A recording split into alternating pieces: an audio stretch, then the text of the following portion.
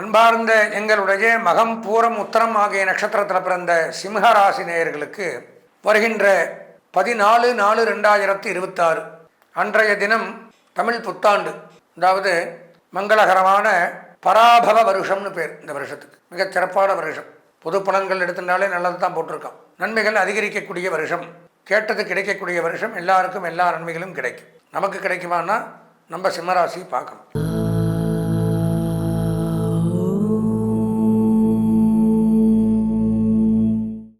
அன்பார்ந்த எங்களுடைய ஆன்மீக உண்மைகள் தொலைக்காட்சி நேயர்களுக்கு உங்களுடைய ஜோதிட ஆச்சாரியர் ஜோதிட குரு சிவஸ்ரீ டி சரவணமாணிக்க சிவாச்சாரியர், முதல்வர் வேத சிவ ஆகம குருகுலம், காஞ்சி காமகோடி பீடம், சங்கரமடம், காஞ்சிபுரம்.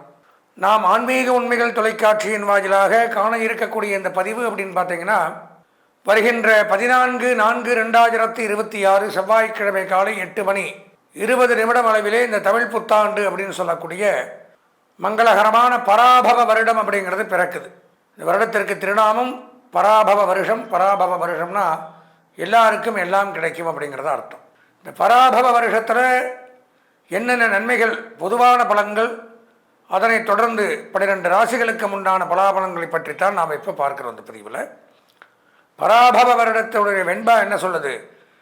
மிக்க பராபவத்தின் மேதினியிற் பின் மழையாம் தக்க பசுக்கள் தழைக்கும் இக்கு பலிக்காது 4 வகை பள்ளியிற்கும் இன்பம் கலிக்காதனவே கருது அப்படிங்கிறார் வெண்பா. இந்த வருடத்தினுடைய வெண்பா என்ன அர்த்தம்னா, பராபவ வருஷம் தமிழ் புத்தாண்டில், வரக்கூடிய தமிழ் புத்தாண்டில் முன்பகுதியில் மழை இருக்காது, வருட பின்பகுதியில் மழை நன்றாக இருக்கும். பசுக்கள் செழிப்பாக வளர்ந்து பால் வளங்கள் பெருகும், கால்நடைகள் பெருகும். அனைத்து வகை மக்களுமே சிறப்புடனும் செல்வத்துடனும் நோய் நொடியின்றி மிகுந்த செல்வாக்குடனும் சந்தோஷத்துடனும் வாழ்வார்கள். இந்த வருடத்தினுடைய நவக்கிரக நாயகர்களுடைய வேலைகள் என்னன்னு பார்த்தீங்கன்னா, ராஜாவாக குரு விளங்குவதால் ஆன்மீகம் பெருகுது, வங்கி நீதித்துறை சிறந்து விளங்குது. மந்திரியாக செவ்வாய் விளங்குறதுனால தீ விபத்து ஏற்படுது, சில இடங்களில் மழை இருக்காது. அர்க்காதிபதி சந்திரனால நல்ல மழை விளைச்சல் பெருகும், தானிய விருத்தி உண்டாகும், விலைவாசி குறையும். சஸ்யாதிபதி சுக்கிரன் புஷ்ப வியாபாரங்கள் பெருகும், புஷ்ப வகை உற்பத்திகள் அதிகரிக்கும், வாசனை திரவியங்கள் பெருகும்.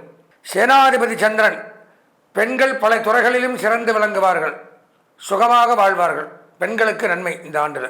ரசாதிபதி சூரியன் புதிதாக எண்ணெய் உற்பத்திகள் பெருகும், உள்நாட்டிலேயே எண்ணெய் வியாபாரங்கள் பெருகும், எண்ணெய் விலைவாசி குறையும். தானியாதிபதி புதன் மழை புயல் சேதங்களால் தானிய விருத்தி குறையும், தடை ஏற்படும், தானிய தடை உண்டாகும். மேகாதிபதி சந்திரன் காலத்தில் மழை பொழிந்து நீர்நிலைகள் நிரம்பும், விவசாயம் செழிக்கும். நீரசாதிபதி சுக்கிரன் திடப்பொருட்கள் உற்பத்தி அதிகரிக்கும், பட்டு ஜவுளி உற்பத்தி அதிகரிக்கும். திருட்டு பயம் ஏற்படும், பெண்களுக்கு பாதுகாப்பு குறையும். போதை வஸ்துக்கள் அதிகரிக்கும், அயல் நாட்டு போர்கள் உண்டாகலாம். இதெல்லாம் இந்த வகை, அதாவது இந்த பராபவ வருஷத்தினுடைய பலாபலன்கள் இப்படித்தான் இருக்கும். அதாவது நல்ல மழை இருக்குது, பயிர் விருத்தி ஆகுது, பெண்களுக்கு நன்மை உண்டாகுது, எல்லாமே சிறப்பு நன்மைகள் அப்படிங்கிறத எடுத்துக்கலாம். சிம்மராசி அப்படின்னு எடுத்துட்டால் கிரகங்கள், அதாவது ஒன்று நல்லா தெரிஞ்சுக்கணும், இந்த புத்தாண்டுக்குன்னு தனி பலன்கள் எதுவுமே கிடையாது. இந்த கிரகங்கள்லாம் பயிற்சியாக எங்கெங்கே எங்கெங்கே இருக்கோ அதை வச்சு, இந்த புத்தாண்டில் எங்கெங்கே தங்கி இருக்கோ அதை வச்சு தான் நான் இல்லை எல்லா ஜோதிடர்களுமே பலன் சொல்ல முடியும். இப்போ சிம்மராசிங்கும் பொழுது அதிகப்படியாக ஒரு ராசியில் தங்கி நன்மை தீமைகளை செய்யக்கூடிய கிரகம் சனி பகவான். அப்பேற்பட்ட இந்த சனி பகவான் 8ஆம் இடத்துல போய் உட்காந்துருக்கார், மீனத்தில். அப்போது அஷ்டமச்சனி அப்படின்னு சொல்லுவாங்க. அஷ்டமச்சனி அப்படிங்கும் பொழுது நன்மை செய்யுமான்னு பார்த்தால் கண்டிப்பாக நன்மை இல்லை. ஜென்மச்சனி, அர்த்தாஷ்டமச்சனி, அஷ்டமச்சனி, கண்டகச்சனி, இப்படி நிறையா இருக்குது. சனி கெடுதல் பண்ணுறது தான் அதிகம், நல்லது பண்ணுறது 3 பேருக்கு தான். 3ஆம் இடம், 6ஆம் இடம், 11ஆம் இடம், இவங்களுக்கு மட்டும்தான் சனி நல்லது பண்ணுவார். அதில் வச்சு செய்கிறது இந்த ஜென்மச்சனி அஷ்டமச்சனி மட்டும்தான். ஜென்மச்சனி மீனராசிக்கு, அஷ்டமச்சனி சிம்மராசி. இவங்க 2 பேருக்கும் கடுமையான உளைச்சல்களை கொடுப்பார். அலைச்சல், துன்பம், துயரம், வேதனைகள், சங்கடங்கள், மன உளைச்சல், பொருளாதார விரயங்கள், திருட்டு பயம், தொலைஞ்சு போகிறது, வியாகூலங்கள், மன வருத்தங்கள், சொல்ல முடியாத துயரங்கள், தேவையில்லாத பிரச்சனைகள், உடல் மனம் ரீதி சார்ந்த பிரச்சனைகள், தூக்கமின்மை, பசியின்மை, சொன்ன நேரத்துக்கு சொன்ன வாக்கை காப்பாற்ற முடியாது, வாகன பழுது, விபத்து, இப்படியெல்லாம். அதாவது உயிர் ஒன்று தான் இருக்கும், அந்த உயிரை வச்சுன்னு அவர் என்ன பாடுபடுத்தணுமோ அது அத்தனையும் படுத்துவார். அந்த மாதிரி அமைப்புகளை கொடுக்குறார். அதே இடத்துல புதன் இருக்கிறதுனால கல்வி கற்கலாம், உயர்கல்வி பறிக்கலாம், உயர்கல்விக்கு இடம் உண்டு. கூட செவ்வாய் இருக்கிறதுனால 8ஆம் இடத்துல செவ்வாய் திருமண பேச்சு கைகூடும், பூமி, மனை, வீடு லாபம், விவசாய நிலங்கள் லாபம், real estate, brokerage, building construction இந்த மாதிரி துறையில் சாதிக்கலாம். கேது பகவானும் 11ஆம் இடம் லாபஸ்தானத்தில் இப்போ இருக்கார். இப்போது ஜூன் 26 வரைக்கும் இருப்பார். ஜூன் 26 பயிற்சியாகி உங்கள் ராசிக்கு 12ஆம் இடம் விரயஸ்தானத்துக்கு வர்றார். குரு 12க்கு வரும்பொழுது நான் சொன்ன மாதிரி சுப விரயங்களை ஏற்படுத்துவார். திருமணம் அது சுப விரயம், வீடு கட்டுறது அது சுப விரயம், ஃபிக்ஸட் பண்ணி வைக்கிறது பணத்தை அது சுப விரயம், தான தர்மங்கள் இதெல்லாம் சுப விரயம். சுப விரயங்களை பண்ணக்கூடிய இடத்துக்கு வருவார். செலவு பண்ணுவோம், ஆனால் நன்மைக்காக இருக்கும். அந்த பணம் தீர்ந்து போகாது, பிற்காலத்தில் உதவும். அந்த மாதிரி அமைப்புகளை கொடுக்குறாரு. கேது பகவான் உங்கள் ராசியிலே இருக்கார். அது நன்மை செய்யாது. உடல்நலக் கோளாறு, நரம்பு கோளாறு, சைனஸ் ப்ராப்ளங்கள் இந்த மாதிரிலாம் ஏற்படுத்துவார். மூளை, வயிறு, கர்ப்பப்பை, மென்சஸ் ப்ராப்ளங்கள், கண் நரம்புகள், பல் இந்த மாதிரி இடத்துல பிரச்சனையை கொடுப்பார். அது போக தேவையில்லாத ஒரு அபவாதம், பழி, பாவத்திற்கு ஆளாகணும். நீதிமன்ற பிரச்சனைகள், சட்ட ரீதியான பிரச்சனைகள் சந்திக்கணும். ஏதோ ஒரு விஷயத்தில் எப்படி வேணாலும் வரும், ஜாக்கிரதையாக இருக்கணும். அதே சமயம் சட்டம், நீதித்துறை, காவல்துறை, இராணுவம், சினிமா, பத்திரிகை, ப்ரெஸ், மீடியா, விளையாட்டுத்துறை அப்படிங்கிறது சிறப்பாக இருக்கும். கவலைப்பட வேண்டாம். ராகு பகவான் அப்படிங்கிறவர் 8ஆம் இடத்துல இருக்கார்.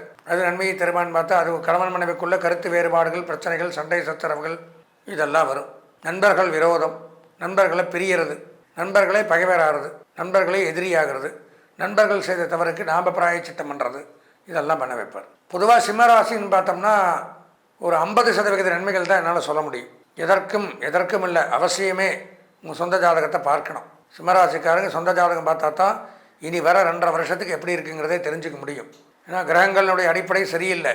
சொந்த ஜாதகத்திலேயே வீக்காக இருந்ததுன்னா சிரமங்கள் தான். அதனால் ஸ்க்ராலிங்கில் வர என்னுடைய நம்பரான 9865 98370 98650 98370 இந்த எண்ணிற்கு தாராளமாக தொடர்பு கொண்டு உங்கள் சொந்த ஜாதகத்தை பார்த்து இந்த ஆண்டு முழுவதும் சிவபெருமானை வழிபட்டு இந்த ஆண்டை இனிமையான ஆண்டாக மாற்றிக்கொள்ள ஆசீர்வதித்து விடைபெறுகிறேன். நன்றி, வணக்கம். நாம் இது வரைக்கும் இந்த கிரகங்களின் அடிப்படையில், பெயர்ச்சிகளின் அடிப்படையில் இந்த புத்தாண்டு பலாபலன்களை விரிவாக 12 ராசிகளுக்கும் பார்த்தோம். இதில் சில ராசிகளுக்கு நன்மை இருக்குது, சில ராசிகளுக்கு தீமைகளும் இருக்குது. இப்போ பொதுவாக பார்த்தோம் அப்படின்னா நாங்கள் சொல்கிற இந்த பலாபலன்கள் அப்படிங்கிறது எந்த ஒரு யூடியூப் சேனலாக இருக்கட்டும், யாராக இருந்தாலும் சரி, காம்பவுண்டாக அந்தந்த அன்னைக்கு கிரகங்கள் எங்கெங்கே இருக்கோ அதை பயிற்சிகள் அடிப்படையாக கொண்டு தான் நாங்கள் சொல்கிறோம். இது 100க்கு 100% நமக்கு பலிக்குங்கிறத எடுத்துக்க முடியாது. 10 பேரில் ஒரே மாதிரி இருக்காது. ரிஷபராசியில் பிறந்த அத்தனை பேர் ஒரே மாதிரி இருக்க மாட்டான். உதாரணத்துக்கு சொல்கிறோம். அப்போது அவங்கவுங்களுக்கு இதுதான் நடக்கும், இந்த புத்தாண்டில் இதுதான் நன்மை அப்படின்னு தெரிஞ்சுக்கணுன்னா அவசியம் ஒரு முறை உங்களுடைய சொந்த ஜாதகத்தை நீங்கள் பார்க்கணும். பார்த்தால்தான் இந்த பயிற்சிகள்லாம் எப்படி இருக்குது, இந்த தமிழ் புத்தாண்டில் என்னென்ன கிரகம் எங்கே இருக்குது, என்னென்ன பயிற்சிகள் நமக்கு சாதகமாக இருக்குது, என்ன பரிகாரங்கள்லாம் பண்ணணும், எதிலிருந்து தப்பிக்கணும், இதெல்லாம் தெரிஞ்சுக்கணுன்னா அவசியம் சொந்த ஜாதகத்தை பார்க்கணும். சொந்த ஜாதகத்தை பார்க்கணும்னா நீங்கள் என்ன பண்ணணும்னா இந்த ஸ்க்ராலிங்கில் வரும், இல்லாட்டி என்னுடைய ஃபோன் நம்பர் சொல்கிறேன், நோட் பண்ணிக்கங்க. 98650 98370 98650 98370 இந்த எண்ணிற்கு தாராளமாக தொடர்பு கொண்டு உங்கள் சொந்த ஜாதகத்தை ஒரு முறை இந்த தருவாயில் பார்த்தீங்கன்னா இந்த ஒரு வருஷத்துக்கு நீங்கள் என்ன பண்ணணுமோ அது அத்தனையும் ஃபுல்லாக தெரிஞ்சுக்கலாம். தெரிஞ்சுட்டு இந்த வருஷத்தில் எல்லா நன்மைகளையும் பெற்று சகல வளமுடன் வாழ வேண்டும் என்று இறைவனை பிரார்த்தித்து புத்தாண்டு வாழ்த்துக்களையும் தெரிவித்துக் கொண்டு ஆசீர்வதித்து விடைபெறுகிறேன். நன்றி, வணக்கம்.